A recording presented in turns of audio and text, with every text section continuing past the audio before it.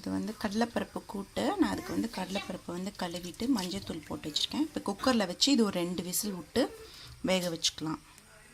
இப்போ இது வந்து ஒரு அரை முட்டைக்கோசு அரைஞ்சி வச்சுருக்கேன். கேபேஜ் கூட்டுக்குனால இந்த மாதிரி கொஞ்சம் பெருசு பெருசாகவே கட் பண்ணிக்கலாம். பொரியலுக்குன்னா நைஸாக வெட்டணும். கூட்டுக்கு இப்படி கட் பண்ண போதும்.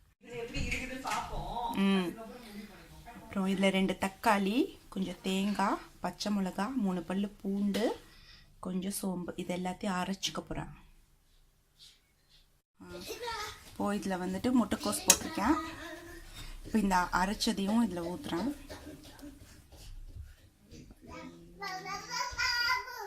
இது கொஞ்சம் கழுவி ஊற்றிடலாம்.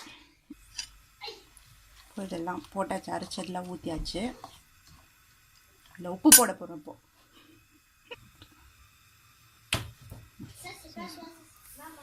தேவையான அளவுக்கு உப்பு. இப்போ இது வந்து கோஸ் வேகணும். வெந்ததுக்கப்புறம் தாளித்து கொட்டினா நம்ம கோஸ் கடலைப்பருப்பு கூட்டு ரெடி. இப்போ இதில் எண்ணெய் ஊற்றிருக்கேன். எண்ணெயில் கடுகு போட்டு, கடுகு பொரிஞ்சோன்னே கருவேப்பிலை, காஞ்ச மிளகாய் பொரிஞ்சோன்னு,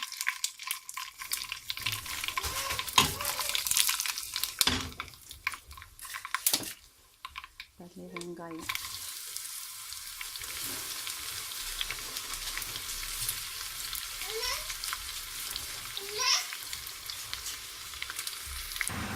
இது வந்து இந்த அளவுக்கு வதங்கிடுச்சு. இதை வந்து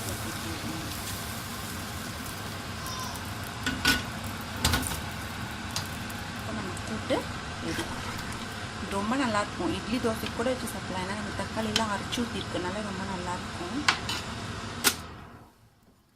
கூட்டு ரெடி.